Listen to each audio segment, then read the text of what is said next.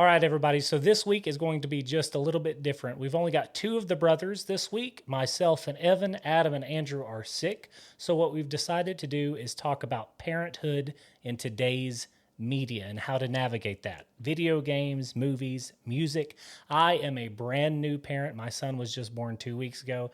Evan is an experienced parent with his oldest being 17.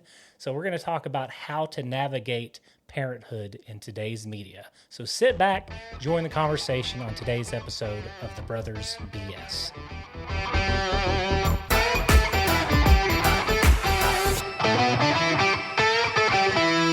All right, guys, welcome to the Brothers BS podcast. Like I said in the intro, there's only two of us this week. Two of them are sick. And so we've decided to still record our episode. And Evan and I decided to get together and do this. We're going to be talking a lot about navigating parenthood through media today. Video games, movies, music, all sorts of stuff, kind of how the approach is. I'm a brand new parent, like I said in the intro. 2 weeks old, my son is. And then Evan, of course, is the veteran of here. He's old. He's got a 17-year-old and a 13-year-old. Mm-hmm. So we're going to be talking a lot about that. But of course, first off, let's get started with a little bit of an introduction. Today is going to be, what was your first movie that you remember watching in theaters? Okay. So I am Zach, and the first movie I remember watching was The Lion King. 1994-ish, I believe. And our grandparents took me and Evan, actually, I remember. And that was the first time I ever went to a movie theater. Probably didn't go back for a couple more years because we were poor. And there were 5 kids, so it's hard to pay for that, especially nowadays. I don't even know how much movie tickets are now. I don't remember the last movie I watched in theaters. I mean, you spend a small fortune if all 4 of us go and get popcorn or anything. What's the last movie you watched? Because I don't know that I've watched something since, not to bring up the stupidity of COVID and all that other stuff, but I don't think I've watched anything since COVID shut down everything. I'm trying to think. I think I did take Leah to one. Bonhoeffer, I think, is the last one. It was an Angel Studios movie. Oh. Okay. I loved reading about Bonhoeffer, and so kind of knew the story. The movie's incredibly slow, but good. I mean, if you know the story, it's worth a watch if you're willing to sit and not be titillated through a whole. What was your first movie? I'm trying to think if I remember any before Lion King. I remember going with my mom and papa to Lion King. Trying to think if I had watched anything, or I mean, I probably had been to the movies, but I don't know if I remember any movies prior to that in the theater. Do you enjoy The Lion King?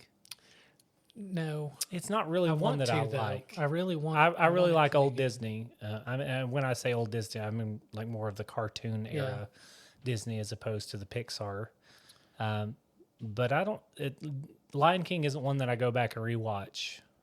I think if it were before Disney's new Mufasa movie, I would say I would rather have watched a movie about Mufasa. But seeing how badly that one went, maybe not. No, I think maybe we were desensitized early to unrealistic. I know you can't be realistic with cartoons, but lions being the rulers of these zebras and stuff, and them and they're just like being cool with it. Yeah, we're fine. Yeah. We're fine with you being here. No, it's that one never made a lot of sense to me, even young like that. But we had already watched so many things. Nightmare on Elm Street. Well, that's one of the things that we're going to be talking about today. Is it's probably even more. You and I were really. I mean, we're 3 years apart, but we were very close. Like you were always my best friend, always growing up, and so it was like me and you, and then the 2 older brothers, the older boys, because they were a year apart, and then it was 3 years before Amber, and no, I'm sorry, 1 year before Amber, 3 years before you, and then 3 years before me. So you and I kind of were the closest. Yeah, Adam's that I had 6 older than me, and Andrew. And I didn't get close to Adam and Andrew until I got older, but and we were always in the rumble seat of the station wagon together. Right. But, you and I think, were introduced to things that they were allowed to watch Yes. when we were much too young to watch the things. I mean, not that we never really had a lot of rules when it came to watching stuff. Our mother hates foul language, and she gets very, very uncomfortable and red faced in love scenes. Any sort of romance. More than just the light peck on the lips. She gets a little odd. Yeah. And so, I mean, not that I would ever want to watch that with a parent or anything, that'd be awkward. but it's just never really bothered me that much. But it absolutely irks mom to no end. And so that's kind of what I want to talk about today is introducing media to your children. And in today's age, I mean, I feel like everybody kind of ages a little quicker than they should. You know, we've got social media, we've got them kind of forgetting how to appeal to children, or trying to almost involve things that shouldn't be involved with children at Messaging that young age. in So movies geared towards. I just remember I always joke about it, and I watched the movie Goodfellas when I was 6 with Dad. Think it's a great movie to this day. I enjoy Goodfellas. Not my favorite of Scorsese's movies, but I think Dad was just such a movie lover. We were introduced to a lot of great things, probably before we could understand them, but we did grow up with them. I'm not upset about that. I think it kind of shaped my personality. It shaped a lot of my humor, sense of humor, and things like that. And so, me being a new parent, I'm kind of wondering what that process is going to look like for me. I know that you and I are going to have kind of very different views on this because I am very much opposed to censorship of any kind. And I think that which I know that you do as well, but I think that we underestimate children sometimes about their intellect. I mean, your boys especially are super, super intelligent. And so them being able to determine what's right from wrong, and we've talked about this as well, but like media kind of, you see it the most in Disney. And it could be they're just trying to work on the nostalgia, but it really does feel like they're trying to show the bad guy in a better light than the good guy in a lot of things. Yeah. And I think Maleficent was one of the first ones that I noticed. Hated that movie. But the one that just drove me absolutely crazy was Cruella.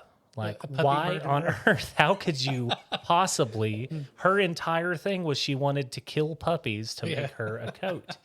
And they made a movie to where you're supposed to be on her side, yes, like that sympathetic villain. And they'll be like, no, it was just like her origin story. No, you wanted her to be the protagonist. Like, she's not the worst one in her movie, and she should be. Well, Maleficent was definitely that, right? I loved Maleficent being the queen of darkness. I liked no backstory. I don't want to know how she became so evil.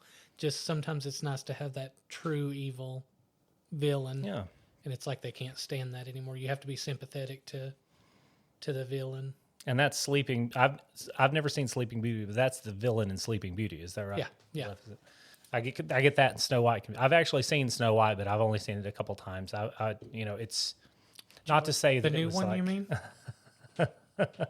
Not to say that it was because it's a girly movie, because I like plenty of the girl. Like, I like Little Mermaid. I like Beauty and the Beast. Like, those are great. Yeah, we just went on a 1999 rom-com. Rom-coms, especially from that time period. Yeah, 10 Things I Hate About You, and She's All That. We did How to Lose a Guy in 10 Days, which is a little later. But trying to introduce my kids to the good rom-coms because we haven't had one of those in a while either. There's been a couple that I've enjoyed. There was actually one with Jenny Slate and Charlie Day that came out on Amazon, and I can't remember the name of it.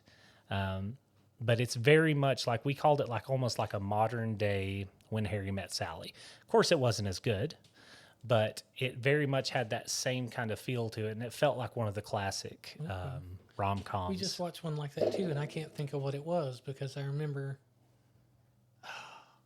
thinking, hey, maybe we're going to get some more like How to Lose a Guy in 10 Days or something like that, and of course there was no follow through, and it probably didn't even get the attention that it should have got. I think it was maybe a Netflix movie, which is heavily hit or miss. You Oh know, yeah. one in 50 is good, but this one was pretty good. I'll have to try to look the name of that one up again because we really liked it. Yeah, I've not seen a lot of good ones other than that one. And the thing is, like, a lot of them will come out, and it seems like they've got good storylines or good premise, but it doesn't always. The execution's not great. But I think one of the biggest issues. There's one.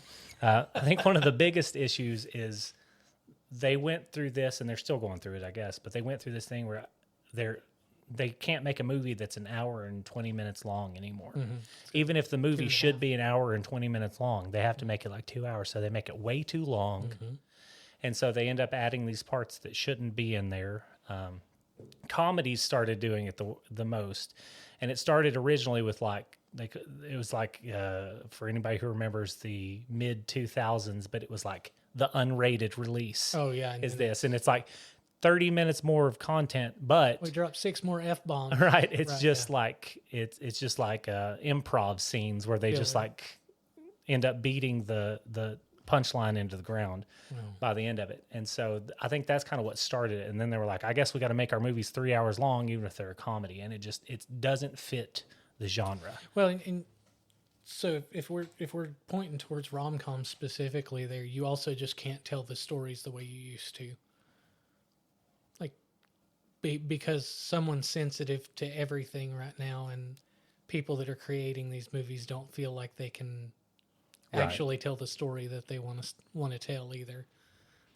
We've also, speaking of the censorship angle, we've forgotten how to be tasteful with certain things too, right? It used to be that the two main characters would smooch each other one good time, and then the screen would go to black, and everybody just knew what happened after. Right? You know, it's really funny about that, and I've told my wife this. What's that? Before I had been intimate with a woman, I thought that's just how it happened. Like you just like gave each other this look, and the next thing, like there it was. I didn't know that. I didn't. So it was like, oh, we got to fill time with these awkward moments in between as well. We gave each other this look at the restaurant, but now we got to drive to where. Now you got to talk to each other on the way home. Yeah, it gets weird. Oh boy, but I just, going back to them trying to make everything the evil is the main focus, or the good guy, or whatever. Or, we talked about it with you said something about Supernatural, with their making the angels the bad guys and the demons the good guys, and everything's anime, misunderstood and all that. I think that's going to be one of the hardest things as a parent, because there is a lot of the time a clear good and evil, and sometimes there's not a gray area. In the real world, yeah. There is the black and white, and there's not the gray. And so I just think that's going to be something that's kind of interesting to do.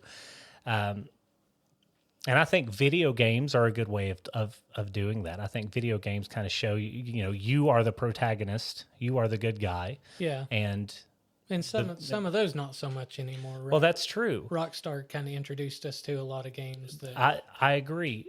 But I think the open world game kind of made it to where somebody could, like, there are some people that I cannot watch play a video game if it's an open world game. People I know, because they can be the worst people I've ever seen. And for some reason, been able to do that. I cannot be a bad guy in a game. Like, I tried to do a playthrough of Red Dead Redemption where I was like, I'm going to be a douchebag in this entire... I can't do it. Like, there's decisions that I know that I would make in that situation, and I cannot bring myself to make the opposite one. Same way with Hogwarts Legacy. So I just started doing a replay of that. The Slytherin I did. Well, even in the Slytherin run, you can be good. I mean, Slytherin, it's weird how they kind of portray them, right? Yeah. But Hogwarts Legacy is an interesting game too, because like they have the good option. They give you the there's never really repercussions for the bad decisions. Right, but what do they call when you have like dialogue? They call it like a morality system. No, like dialogue tree or dialogue. You know what I'm talking about? Where they give you options, type of thing, yeah. Where they give you options to say to somebody in a conversation. Multiple choice. They always give it to where it's like, you know, this person's talking about, hey, I like your broom. And it's like, thank you is number one. And the second one's like, yeah, you do, stupid. And it's like, Go well, eat who's crap. choosing that one? Like, Yeah. you know, it's just such but again, there's not a morality system in that game, but I can't bring myself to be a villain or be a bad guy in a game. I tried to do it with Knights of the Old Republic back in the day, a Star Wars game that had a morality system, because I wanted a red lightsaber, and I couldn't bring myself to do it. So you'll have to same way. educate a non-Star Wars guy. You can only have a red lightsaber if you're a So bad guy. canonically, which canon has changed so much too. So I like the original trilogy, and then I kind of will take Rogue One most of the time, but then I like the Clone Wars and Rebels. So most of the film universe I have nothing to do with. Canon became that what gave your lightsaber its color was a kyber crystal. It wasn't original canon, came in a little bit later.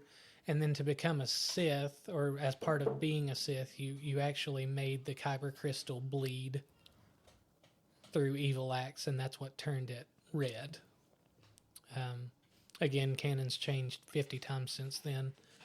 But I wanted the red lightsaber, and I apparently can't stand to make the kyber crystal bleed by making bad choices and murdering everybody. Well, it's just, yeah, I don't know. It's so weird, but and I've thought about it long before they really had NPCs that like had any kind of emotion or anything. But I always been like, Make a story. I don't know who this person is. Like he's like walking home from work, and I just ran him over with a car. Like, what is this? I can't do it. Yeah. It's so funny. Priscilla was watching me one time, which I've played through some of the GTA games, but Priscilla was watching me play Grand Theft Auto 5.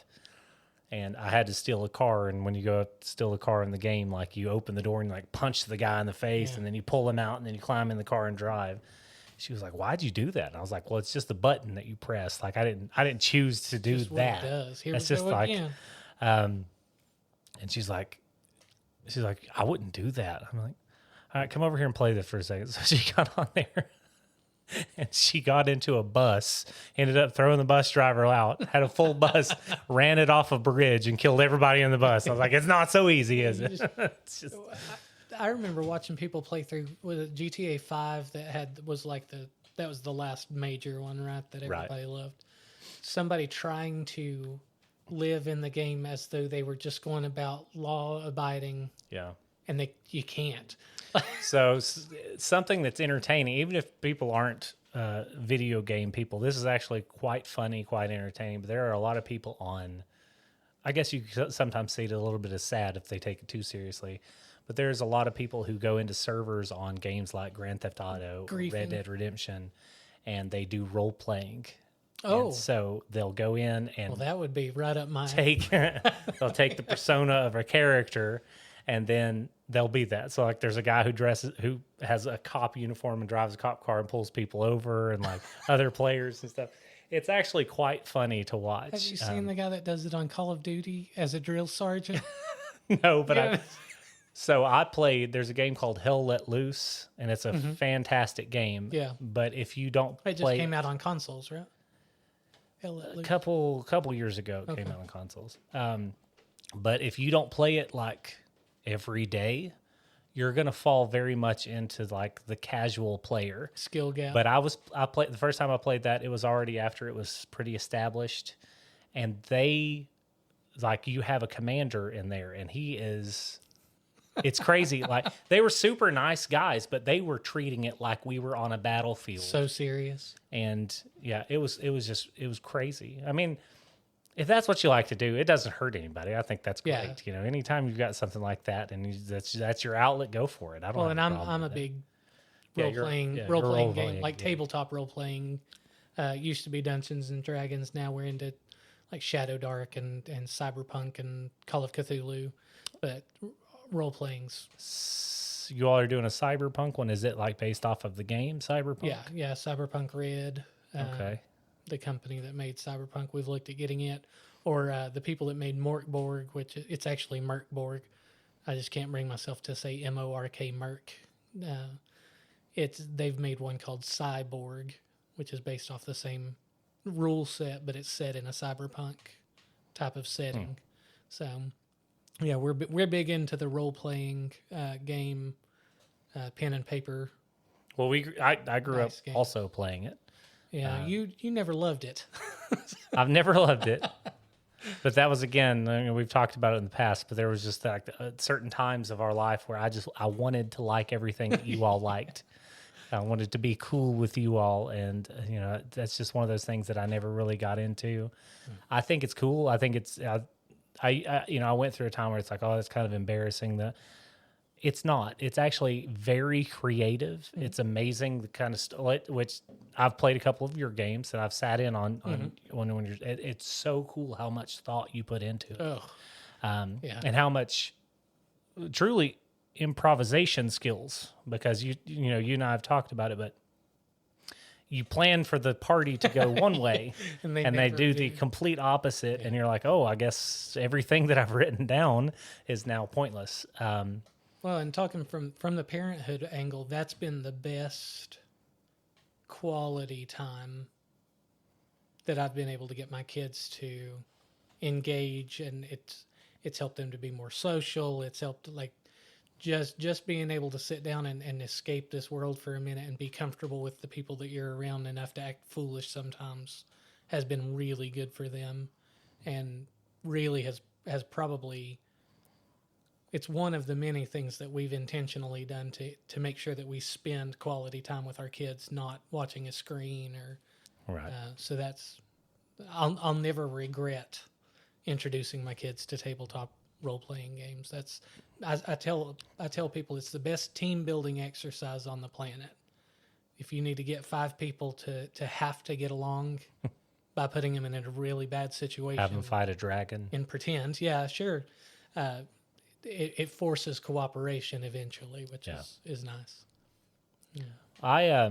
I like to get into it with you guys just because, well, one, I like doing it just because I like hanging out with you all. And if that's the best way of getting together and hanging out, then that's what I'll have to do. But I like just kind of seeing the different, and even me not being a person who plays a lot like you all, if you've noticed, every time I play, like I'm probably one of the more vocal ones about doing sometimes to a fault. But I just like it. I see it as an opportunity, which I like to perform. I like to be in front of people. I do like that.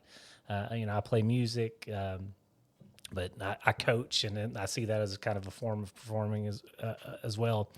But I like to have the opportunity to either make people laugh or doing something like so. I always treat it like that. Which you and I, when we were younger, used to get in trouble because the other guy our DM was pretty serious. he was a lot more serious. Up a lot over the years. He was, our DM, who we also call our brother, because he's one of our what we call our adopted brothers. But yeah, we used to get in trouble because we didn't take it as seriously as we should have.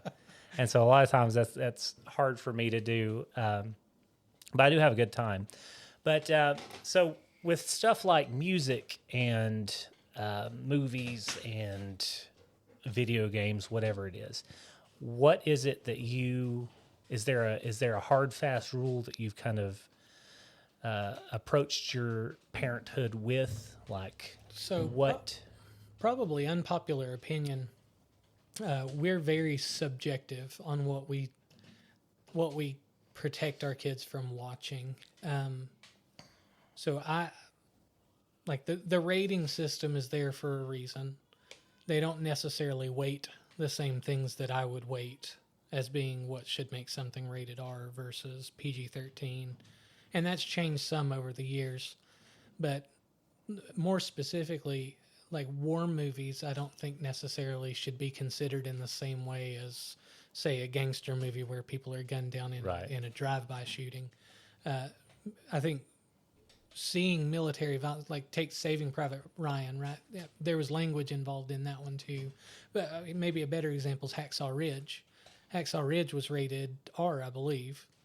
Yeah, I'm not sure. I haven't seen it, but I want to. Almost zero language in the movie. It's rated R specifically for the violence and gore. Yeah. But if you've ever read about Hacksaw Ridge, there's no way they could have made it without showing the amount of violence and gore. Right. And so to me, that's one I didn't protect my kids from. I think it's important that they see what those generations went through Yeah. versus, say, lewd and lascivious things in a movie, which I've intentionally, I avoid those. And so my kids, by extension, don't watch them either. So I can't say I haven't let my children watch what would be considered age inappropriate movies, but to me, what other people consider age inappropriate about them, I don't agree with. I think that's an important aspect that they need to learn about the real world and some of the past events that have taken place. So I don't think I have a hard and fast rule. My wife is probably more of a moral compass with that, because a lot of it I'm like, oh, I watched this when I was 7. We're bad examples. And she's like, no, so my wife says that at 14, for each of us, I was on a much different road than she was. She says, I was still playing Barbies when I was 14 or something like that. And I was like, oh my gosh, like, I'm glad we didn't meet at that time. You were long out of your Barbie playing phase. I had stopped playing Barbies years ago, unless that was the neighbor girl. Yeah. Yeah. Priscilla says that I lived an entire life before the age of 16 when I met her. Because I'll tell her something. She's like, how did you do that? I'm like, my parents were hardworking people who worked third shift. And they weren't home. They weren't home. They slept while we were... Not to say they weren't. That sounds like they we were were awesome. No, they were amazing. It's not that they weren't home. It's just at night they worked and weren't impossible home. to supervise us. And so us being stupid.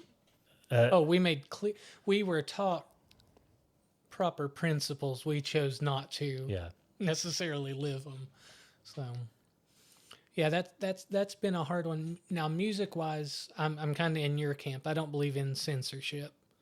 So I think if you're going to listen to music... if you're going to listen to Dr. Dre, you need to listen to how Dr. Dre wrote the song. To hear how the song was intended.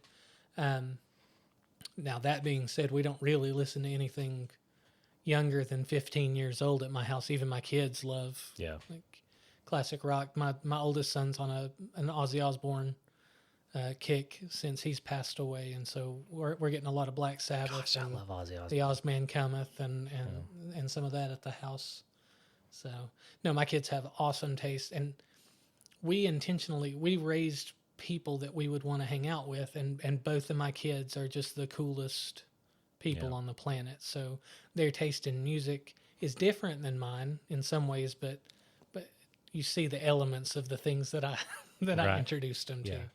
So. I think that's something that I'm very new as a parent, but I mean, they're like, well, if you don't have kids, you can't have an opinion. Well, that's stupid BS. But one of the things that I've always thought that I would do, and I hope I continue to do, is, this past, or I think our generation, I'm older as a parent. I'm 36 years old having my first kid. But our generation went through this let's be friends type of parenting. And they don't realize that if you do a better job and discipline like you should at a younger age, then you can raise your friends, right? They can eventually be your friends. They can be cool people to hang out with and cool. But you can't start out like that. You can't dumb yourself down to their level, because kids are smart, but kids are dumb. Oh yeah. Well, like, there's no wisdom right there. There's intelligence there, but there's no life experience. My kids would both tell you that I'm famous for saying, I'm not your buddy, I'm your dad. And so our dad had that same. Yeah, we drew. Doesn't mean that we didn't have some awesome, fun friend dad, time.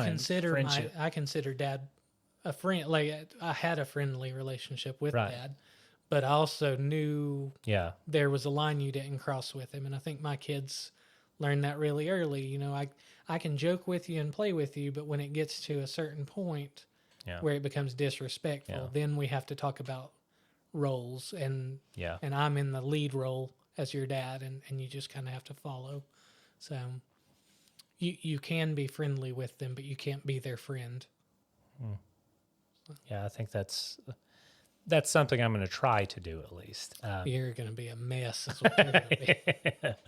I'm going to have to come up here and call him down when he gets in trouble, because neither you or I don't know. Priscilla's that teacher. She's that born teacher. Yeah, she's a she new teacher. Kinda has She's a new teacher. 12 years. That's not new. She's taught for 12 years. Oh, man, that's hard to believe. But she never had discipline issues. She was she did. a discipline. She does. Yeah, and your wife's Priscilla's always been really assured with who she is too. Yeah. Which is rare for as young as what you guys got married, and you're still young. Yeah.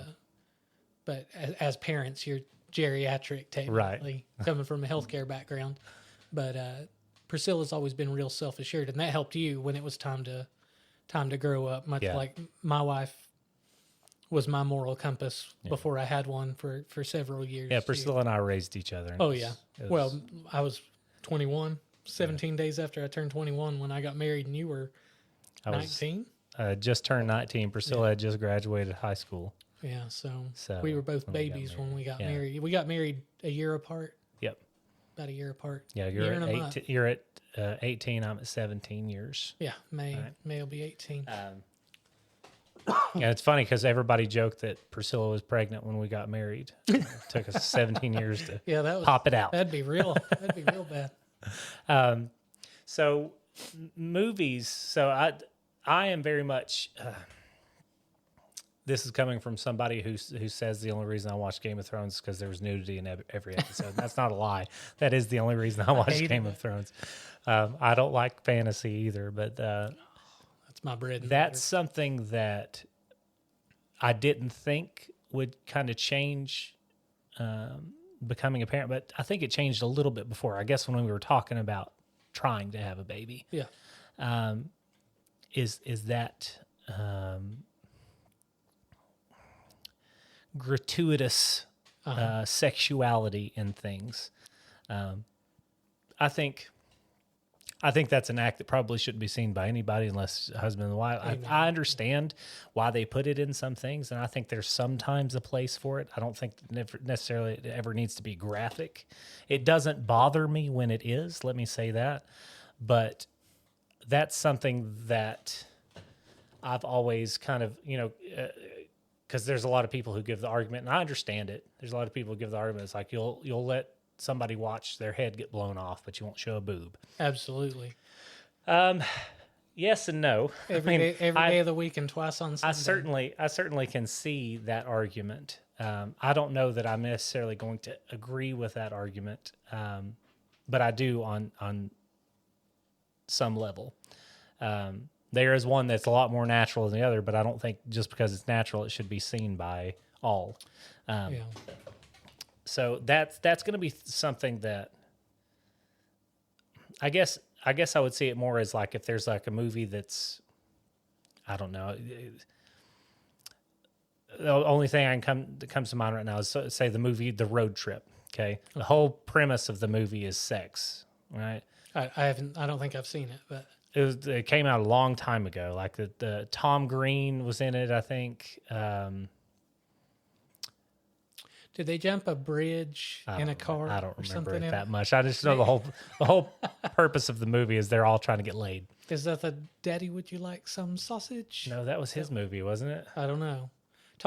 Freddie got everything fingered. Tom Green was in was exactly the same. So it's. Really I watched his documentary. Pretty interesting. Is that the farm one? Have you seen?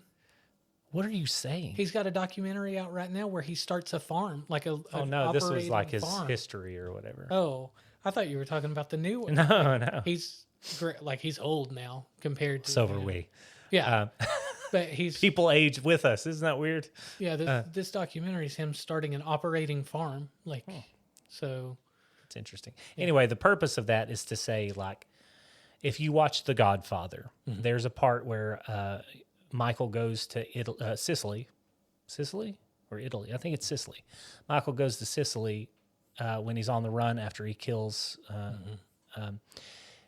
And he marries a girl, and on their wedding night, it shows her topless. I don't think that's going to bother me, like with having a kid. But maybe not showing him a movie that, like, the whole premise of it is a raunchy sex comedy from the early 2000s. Right. You know what I'm saying? Like, I think there's context for everything. Okay. Yeah. I always give the example. So language doesn't bother me. I don't consider language foul. I consider language just language. It doesn't it goes in one ear and out the other. I use it a lot of the time. I don't have a problem with it. I don't say it in front of my mother because I know it offends her. But that's the only. You've learned when to censor. That's the only. And I wouldn't say I censor what I'm saying. I censor the words that I say. Choose your words differently. It's never bothered me, but I can understand. So I like the show Deadwood. Deadwood. It's based in. I tried to watch that one. It's a good show. The language is and unrealistically unrealistic. Yeah. It's such an odd way of doing it too. It's almost like two 13-year-old boys were in a room and they were like, How many hey, times? we can't say these words because the flow of the sentence doesn't even. Yeah. It's almost like they put the curse words where you wouldn't. It's Yeah, like it if you've ever heard a little kid when he's learning how to say bad words, when and they he just always does say it just slightly louder than the rest of the words in the sentence.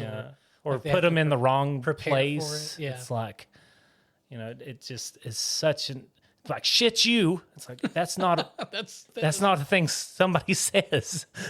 It's like they don't. It's the weirdest. The show's great. I mean, the storyline of the show. It's got Timothy Oliphant. Well, the lineup. I mean, is incredible. Ian McShane. Like it's a great show, but the language is so. I wouldn't even say it's atrocious. It's weird. It just doesn't make sense. So something like that, like watching that, I can kind of understand. Like it's almost like a point where it's like I'm offended by it, but I'm offended by it because it doesn't make sense why they would do that. More than like say, The Departed, where or Reservoir Dogs, or something like that. Language like that doesn't bother. In fact, my brother-in-law, I think has a really interesting way. So he doesn't allow his children to curse, but they don't really hide their language from their kids either. But their kids know not to say it, and they know when they they call them. You should not say. You shouldn't hear these words at school. You shouldn't hear these words outside of the house. And they which I mean, again, they're really smart kids like your kids. So maybe that's the secret. But language, I don't think is ever going to be something as of right now. And again, I'm 2 weeks into parenting, but language isn't something that I ever think about worrying about policing about myself, especially. Yeah. I always have. So with the example of your brother-in-law, well, then what age is it okay for them to talk that way? But I don't think language is bad. No, and like you don't use foul language anyway, right? Or say curse words or whatever, however you want to say it, cuss, whatever. You don't use that anyway, and really never have. Right, you never that's have. Always been a right. But I always convinced myself that it sounded unintelligent. But that's because our mother says that. She conditioned me or something. Right. Because I'm like, I always wanted to find a way to say the same thing in a better way, but to sound differently, I guess. My thought process is you can say something way worse without ever saying. Oh, yeah. Like I know that you hate when somebody says the word jerk. Like jerk you're a jerk. Would you rather somebody say you're a jerk, or would you rather somebody say like, I'm so effing tired today? Oh, like that's what I mean about. I consider context. Words really powerful, and especially so my wife's. I consider context a lot more powerful than words. My wife's love language is words of affirmation, or one of them. Right, it's a rotating thing. Yeah, it changes day to day. All love languages. So I learned really early that even saying something that I had no intention of offending her would hurt her feelings. So words have always been. You choose them wisely. I've been really careful the way that I speak to people because I don't ever want them to. Now, if I want you to be, you get on the wrong. If side I'm mad, of me and I can. I understand that. I don't do that to my family. That's never going to be what I choose to do. So I can see there are contexts when I can see speaking that way. I've never understood how it becomes part of your regular speech flow. Like you go up to Northeast, right, and the F word there is like and. Like they don't mean, they're not trying to hurt anybody's feelings. They're not trying to offend anybody. It's just part of their regular speech pattern. Right. And so that's never really bothered me. I would much rather that than someone who uses words to hurt Oh yeah. So, but just in my house, my kids don't use bad language. I've never enjoyed using bad Well, language. I've never known you. I mean, I've heard you say a couple words Yeah. in the As a joke. 36 years that I've known you. Yeah. But I also think that now, not to say that the Seth Rogen aspect of let's just add an F word everywhere. I do think that it can make a story much funnier with foul language. Jokes. Sometimes a joke's punchline. yeah. You have to. Oh, right? yeah. And fixing a television or a ceiling fan. Oh, right? man. That's free reign. Everybody forgives you for using foul language in that situation. But I think, like, I'm not offended by. I guess I'm not offended by any one word. And I mean, I don't. There's probably a time in my life when I was a lot more hot-headed than I am now, where if somebody said something to me, I'd probably get mad and get into an argument with and now I have a shorter temper than I used to, and sometimes I've gotten mad at people and we've had verbal confrontations before. But I've just gotten to this point where I don't really care what anybody says. It's not really going to hurt my feelings or make me mad, because I don't care enough about people a lot of times. No, and that's one on the ratings that I never understood how it was weighted so heavily. You can only say this word this many times. Yeah. I've heard it was like you get one F-bomb for a PG-13, but now I've heard that it's 2. I don't know if they've changed it. Probably. I mean, they're going to have to keep pushing that line because those... Well, look at Titanic as PG-13, and it shows Kate Winslet. Yeah, but because it's pretty much full frontal. I mean, you see... Not that I didn't love that as a child. Yeah, the language, my kids just know not to use it. Right. Yeah, I think the rating systems, and I love what you said about it being subjective. Yeah. And, Indiana Jones is PG-13 as the first movie that was PG. Raiders of the Lost Ark was the first PG-13 movie. I heard that. Maybe that's not true, but that's what I've heard. Because he said, why is it always snakes? Yeah, that's penis joke. No. Before the age of, like, it'd be crazy not to show. It's like watching a video game, like Raiders of the Lost Ark, Temple of Doom. All of them are like watching all a of very the Indiana Jones. Well, no, I'm sorry. The Indiana Jones trilogy is great. The only three Indiana Jones that are really Indiana Jones. And so I love that what you said about it being subjective, that you can take something that may be rated R for violence, Saving Private Ryan or Hacksaw Ridge or Fury, even if it has language, like that's sometimes how people speak. Like, and that's another thing our mother says, people don't really talk like that. I'm like, Mom, you talk to people at work and you talk to people at church. School. Yeah, go to high school. In the everyday world, sometimes people talk like that. That's how people talk. Well, and military is always the one that I'm willing to make the most concessions with, right? Because that brings out either the worst or the best in whoever's involved in it. And so I always say that not that I have any regrets, but I feel like I should have gone into the military. But I'm man enough to admit that I was too big of a baby to be away from Priscilla that long, because we met so young. When Priscilla's brother went into the Marine Corps, I seriously considered doing it. You would have performed well in the Marines. I mean, I don't know if I would or wouldn't. I mean, it's hard to say when you think about it. But it is something that I've always had just a tremendous amount of respect for. Yeah. And so I almost kind of wish that I would have gone that route, but it could have been a very bad decision for me. I think the lessons that, like, I wish that you could teach kids wisdom. You can't, right? You can't give them life experiences, but if you can show them a safe representation, because you're on this, you're looking at a screen, right? Of some of the worst positions, like Band of Brothers, right? Yeah. The situations that those kids, they were just 18-year-old kids. Some of them 16. They lied about their age. Right.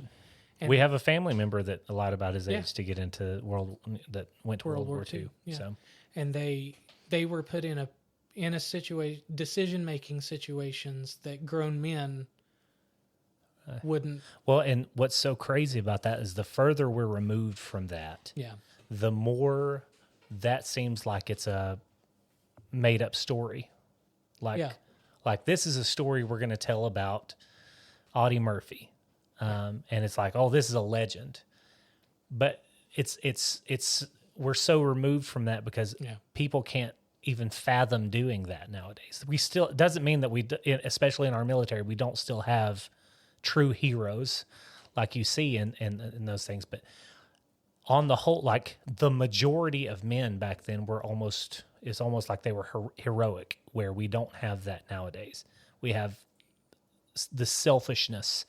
Yes. Well, the greater good isn't something that we all strive for anymore. Right. I think required watching should be, everybody should have to watch the Bastogne portion of Band of Brothers. Yeah. Like if you ever feel like in fact, that should maybe be the treatment for depression or feeling like your life isn't going well. You should be forced to watch or listen to Malarkey. I don't remember his first name, but Sergeant Malarkey from Band of Brothers wrote a book after. They all really did. Dick Winters wrote a book. Yeah. But Malarkey's book I've just recently listened to, and go to Bastogne when he lost his best friend in Bastogne, and you're just expected to you just keep going. We have no idea how easy our lives are now. Well, we don't know what that feels like. No. And the only reason I'm saying this is because my brother-in-law, who has seen combat, who has seen real war, and lost friends, has said it. But it's even so different military, because now it's like we're going out on deployment and then we come back. Back then in World War II, we went out in 41 and they came back in 45 after the war was won. And those guys were getting injured, and instead of going home, they went against medical advice and came back to fight more. It's crazy. Yeah, just different breed of men for sure. than there are around right now, for sure. If I don't have a television playing when I sleep, I can't sleep. My sound maker that I turn on before I guess I forgot about that. Mortar shells, maybe that. We went to Savannah. I worked on a television show a couple years ago, and I didn't want to go down alone. I was like, "Hey, Evan, you want to come with me?" And we went down there, and he ended up working with me. And he pulled out this thing out of his bag when we got down to the hotel room, and I'm like, "What is that?" He was like, "It's my sound machine." I'm like, it makes white noise. That's the only way that I can sleep anymore. Well, I watch Seinfeld, or I watch How I Met Your Mother. So those are the two shows that I watch to go to sleep. It used to be the Andy Griffith Show. I kind of cycle through all of that. So that's another interesting thing is with your kids. Even those, I'll give those two examples just because I said that. But How I Met Your Mother and Seinfeld really are not for kids. No. They won't understand. But it's almost like you want to show them. It's like you don't want to be like any of the adults in this show. Don't be like George. Nobody in this show. Maybe Marshall and Lily from How I Met Your Mother, but you don't want to be like anybody in Seinfeld. Don't be Barney. You don't want to be like. It's just kind of interesting that you kind of have these examples that you can give to kids. Yeah, so we're watching Parks and Rec right now. Great show. My kids are at, like, again, if we could all go back to our kids being 5, I think we would. Like I loved that age with my kids, but now that they're getting up towards adulthood, the things that we can talk about and have realistic and good dialogue on are awesome. So we watch Parks and Rec, and Aziz Ansari's character is just like a scummy little guy. Tom Haverford. But Tom Haverford. But you love him. Yeah. He's just a scummy little guy. Right. And so I get to see my kids realize, okay, you can be nice to people that don't necessarily share your morals. Right. Just don't live like them, right? Don't go to nightclubs and try to pick up girls when you're married and but you hope your son to grow up to be Ron Swanson. Yeah, absolutely. Anyway. Yeah. It's like you don't trust any government. I remember, I don't know if you remember this, but I had never watched Parks and Rec. I think I had watched the first 2 episodes, and the first season's just first season's hard to get through It's because they almost try to make Leslie Knope exactly like Michael Scott from The Office. Yeah. And she's not that. She's somebody who's so good at her job that she's kind of annoying instead of an imbecile like Michael Scott is. So yeah, they didn't quite know how to write Leslie Knope during the first season. Yeah, and so I remember you had called me and asked me if I'd ever seen it. And I was like, I think I tried. I thought it was stupid. And you're like, no, Evan. Ron Swanson they followed you around with cameras. Yeah.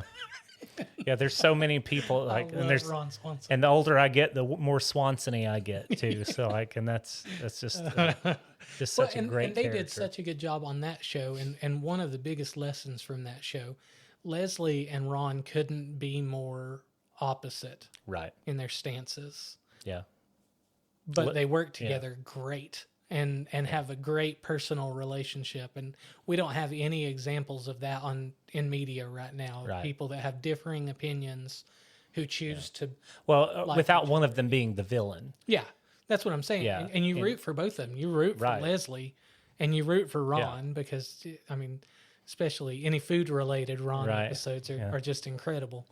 But they did an excellent job of showing that you can disagree on things and still have a great relationship with, which you see that. I think you see that best with your parents after you move out and you kind of decide who you are. Like, we were raised a certain way. There's certain things we agreed with, certain ways we didn't. But we, like, our mom's still our friend. Like, it's weird to say that, but our family, we hang out. Like, we like each other. And I didn't realize how rare that was until I was out of the house and met people that, I haven't talked to my sister in 20 years. And I'm like, holy cow, I talked to mine like 10 minutes 20 ago. minutes ago. And I kind of want to call her. And we have game nights and we do, we did when we were all sick, we did a Zoom call where we played awesome. trivia. That was great. We need a little more. I'd love to see a good new show come out. Well, that's why I like, in How I Met Your Mother, I mentioned Marshall and Lily. Marshall and Lily is that they have a great marriage in the show. Like Allison, what's her name? Hannigan. Is that her? Is that the girl from Buffy? Buffy and Willow? Jason Segel, the guy from. I love him. Yeah. And they get married in the second season. They're engaged in the first season, have like a little breakup, not really breakup. And then they get back together in the second season. They get married, and they're the married couple example throughout the entire around show. all of the that single doesn't people. mean they don't have episodes around like them fighting or having miscommunication or anything, but it's never like mean. It's never negative about being married. Like I always give the example of King of Queens, which I enjoyed that show. That one, that's a good show. Painful for me. But the first couple seasons, I really liked Doug and Carrie's relationship. Yeah, the last. And then after about the third or fourth season, they're so mean to each other. Well, you're like, and it neither got one to of that them's point. trying to be a better person. Right. It's like selfish. They're not ever thinking about that other person. It's such a bad example. And I know nothing has to be an example of what's good. Right. But I think that's a better told story if you can tell what a real marriage should be or you what had real it relationship. with I Love Lucy, right? Desi and Lucy had a good marriage. Like, they had good communication. They had their tiffs or whatever. But then Fred and Ethel, their communication was never that great. Yeah. So it's good to have Archie Bunker, right? And Edith? Archie and Edith, right? They had friends that had these good relationships. Archie and Edith, he wasn't very nice to her, right? Like that. Right. So being able to have contrasting views in the same is a really good way to teach. And I guess that's hard to do in a sitcom. But Carol O'Connor nailed it as far as that goes. yeah. Well, that was a show ahead of its time, but also couldn't. And that nobody now understands at right. all. I get so many confused opinions about that show where they're like, "Oh, it was terrible." I'm like, "That's what he was saying. Like, he was showing how terrible." It's like, do you not understand that's the exact point of this? So I want to talk about this one really quickly before we end today's episode. But one of the things that I think is really cool that you did, or that you did parenting, that I noticed we've never even talked about before, is I've always noticed that you don't allow your sons to play online, or didn't for a long time, but you don't let them at all with strangers, right? Like you've never. No, they can. So if they have, we have PlayStation. We're console people. I've never really been a PC gamer. But if they have friends, they can have closed parties with those friends and chat with them over the headset. And that's fairly recent, And because yeah, I that's remember very recent. And we don't do TVs in bedrooms. Me and my wife don't have TV in our bedroom. Like I'm big on that not being the central point of your life. So we have a TV in the living room. The boys have one downstairs in our game room, but it's out in the open where everybody else is. There's too many horror stories of predators, absolutely. preying on kids online. So yeah, we were big on. We didn't do first person shooters for a really long time. Not because I'm against them. I grew up playing Battlefield 1942 and all that. Yeah. We just the language because now it's all online. There's not really even a campaign mode on a lot of them. Right. And the language that people use on there. Well, yeah, it's a bunch on of an open mic is just idiotic white kids saying the N-word. Yeah, just racist rants and just bad, and you sit and wonder, well, are their parents not hearing them? You Right. know, and so, Or do they not care? probably And not, right? We were, and I think we let our kids be kids for a good amount of time, longer than what we were allowed to be kids. Like we grew up pretty quick, I think. And most of this generation grows up way too fast. And so we homeschooled our kids, and we tried to introduce those things as they were age appropriate to introduce them. Well, so this year we went on a family vacation in May, and really the first time we've ever done that. It was awesome. Like, it was seriously the best vacation I think I've ever 3 done. days or something. Yeah. But it was wonderful. We spent a lot of time together. Like, we had our own rooms and stuff, but all of us planned an activity for the night and cooked dinner. And but that was one of the things that I noticed, and I talked to Priscilla about it. I was like, I just think that's so cool. And I don't even know if this is the actual policy, but your son Noah wanted to get on and play with some of his friends. Mm-hmm. And you said, if Liam's in the room with you. Yeah. Like, yeah, they have to be.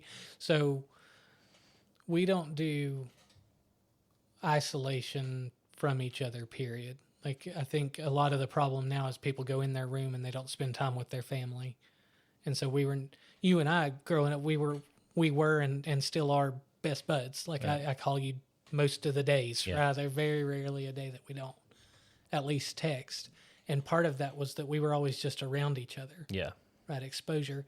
And I see my wife's family is very different. They grew up in a huge house. They all had their own individual phone line in their room, which in the 80s and 90s, the phone was basically the internet, right? We just, especially girls at the time, always constantly on the phone. And I can say that because my wife says that's so not inappropriate to say. But they can go months without talking. They're not actively involved in each other's lives. Mm-hmm. And that would kill me. Yeah. Like, we're all so close. There's 5 of us, and we're all so close that. And so I want that for my kids. I want them to be friends. Well, I thought it was so, and I saw this right towards the end, I guess, of my childhood. But when there were 4 boys and a girl, and poor Amber. Who's probably the strongest out of all of us. Yeah, she's just the greatest. But poor Amber probably hardly got things that she was truly interested in, just kind of had to adapt to what we had. Yes. And so, like, I've heard people, that's my son's PlayStation, and then my other son has a Xbox, and it's like, we didn't have. Like, it wasn't my PlayStation. It wasn't my Nintendo. It was like the family Nintendo, and we had to split it, and it wasn't always fun to do. Yeah. Sometimes we would want to play a single player game, and and so that's something I think that kind of built on that isolationism, if that's a context of that word that fits. But we never had that. We had to play, like, if you played a video game, you had to play it with everybody. There were so dang many of us, too. You had to learn cooperation. I mean, it's just... Well, and not say we always got along, because, I mean, that's just not the thing. But I think it's just going to be, of course, my wife and I always say we never speak in absolutes. Mm-hmm. And so we don't ever say, well, he'll never have a passy when he's 2 years old. It's like, well, How do you know? right. You're just starting on this thing. I would like to get rid of it before then, Yeah. but like we very much, he's never going to sleep in our bed. Well, I mean, we don't know. Yeah. Like, he for sure will Oh, I sleep know. in your bed. Yeah. But that's my point, is like, we don't ever say never about anything, because that, I think that's just one of those, like, you want to be disappointed or whatever the saying is, tell God your plan or whatever. Oh, yeah. It's like, it's one of those things that you try to say this. Man plans and God laughs or whatever. And so I'm looking at this like a learning experience. There's a lot of things that I think to myself, like, I want to do this as a parent, and I want to, this route to be the one that my kid takes. I want this for him. I don't want that for him. And there's a lot of things that I learned from my childhood that I would like to either avoid or have him enjoy. Replicate, yeah. And I think media for me has always been, and I guess I already had that mindset, but the fact that you said it as it's subjective, it's something that can, you got to take case by case, because not everything's the same. Like, I think at the end of the day, if you're actively trying to be a good parent, and I know that you and Scylla are, you'll know what's right. Right. Or you'll screw it up like all the rest of us have sometimes. I think I already told you this, but I told Priscilla, I think I figured out the secret of parenthood, and it's not that you're never right, it's that you're always wrong. Always wrong, yeah. But and I tell Priscilla this when, I told her a much more extreme case when she was pregnant, but like, if she's concerned about something, or if she's worried that we did something wrong or something, I was like, the fact that we're worried about it means you're trying. shows how much we care about this kid. Yep. When she was pregnant, and she would be like, I want a deli sandwich, they tell her, or Can't something eat like deli, that. It's like, yeah. and she didn't. First She kid didn't eat deli everybody or something. But she was like worried about. Do you think, like, we went to a concert up at Hard Rock Cafe up in Bristol, and we had to walk through the casino. Everybody's chain smoking, and it's so weird. We're only maybe 15 years removed from when people used to smoke indoors. Yeah. And it'd be like smoking and non-smoking. They're right side by side. So what the hell do you expect us to do? Everything's smoking. Yeah. And so we walked through, and she was like, do you think that hurt the baby? And I was like, Priscilla, if that much cigarette smoke hurt our baby, nobody would have made it out of the 70s, because the mothers were chain smoking like that, on airplanes. And so I was like, and so she'd say something like that, and I'd be like, Priscilla, there are people who do methamphetamine the entire pregnancy and come out with perfectly normal kids. That's what I used to tell. Nothing is ever going to be like, it's so case by case with stuff like this that, we're never trying to do anything wrong. Well, it doesn't mean that you won't. We know certain things that are bad. Right. Other things, it's like, maybe, don't eat 6 pounds of deli meat at a time, right? Yeah. Like, those nitrates might not be good for the baby. It's a far cry from it's like a percentage of a percentage this happened, so they said not to, and you avoid it. You try to avoid it because you don't want mercury poisoning for eating sushi or whatever. But the point is, you try to be a good parent. Sometimes you get it right, sometimes you get it wrong. You just gotta. I think what I learned from our father, who made his mistakes, and what I learned from our mother, who made her mistakes. Is that as long as your kid at the end of the day knows that you love them and would do anything for them, you've done your job. Mm-hmm. We've made mistakes as children and as adults. And there's no instruction manual. Right. But that's just, it's a hard thing to navigate. And I think more and more, it's going to be difficult to do with social media is the main thing that I like. We don't want our son on social media. We don't want pictures. We don't want social media. I don't do social media. Priscilla doesn't do social media. I have it. I don't get on it at all. But and I haven't. I knew because we posted. were trying to set up the podcast social media accounts. We're really bad at Yeah, we're not great it. at We it. spent 2 hours. Probably somebody that was 15 years old could have gotten on there and done it Yeah, in I 2 should have seconds. let my kids do it. And we still haven't figured it out. So if anybody knows how to do it, yeah, that's the thing that I'm the most worried about. But everything having to do with movies and music and video games, I think, is just going to be very much case by case. Yeah. And if they can understand, this is not realistic. This is not how you act or whatever. As of right now, there are games that I maybe played that, you'd make decisions on there that I wouldn't necessarily choose. But I Yeah. mean, you can't have a game that's so boring that you're doing Just day-to-day mundane, life. yeah. It's The Sims all the time. So I am happy that I always have my veteran brother who has gone through the woes of fatherhood. We're going college through, shopping. going now, through. so- Yeah.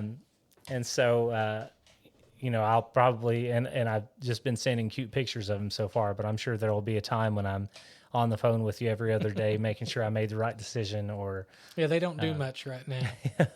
yeah, he doesn't get in any trouble. He does pee and poop a lot, Yeah. a whole lot. About all we get done. But that is it for this week's episode of the Brothers BS. Kind of an odd one today. We had a lot of discussion about media, but a lot more about family. Of course, I'm a father. Evan's a father. One of the other ones here, Andrew, is also a father. Would have been cool to have him on today's podcast as well, but he's sick. Adam's sick, but hopefully the next time we see you all, the four of us will be back together. We're thinking about adding maybe a guest person on every now and then. So if you all are interested in that, let us know. Be sure to comment down below, of course, what subjects you all want us to talk about. Movies, music, video games. Those are kind of like the topics we enjoy talking about the most. We Gotta clearly get a don't know top anything. 5 going. We need to do a top 5. Yeah, I thought about that. Well, I had a really cool episode planned for this one, but When we want Adam and Andrew to yeah, yeah, that's when I've got a good question at the beginning for that one, and I've got a really fun, Okay. almost like little game that So we'll play look for that forward one. to that. So, be sure to like, subscribe, leave comments below, of course. Share it with people. I've seen a lot on YouTube videos because I'm a YouTube addict. That's pretty much the only thing I watch. But I've seen a lot where it's like, if I get 30 likes on today's video, I'm going to, do a dance in the middle of the street or something. I'll shave my head. Perfect.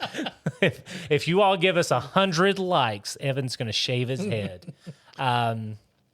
I probably should do that too. Too late. Man, I'm getting Yeah. bald. Dude. Oh yeah. I am getting bald.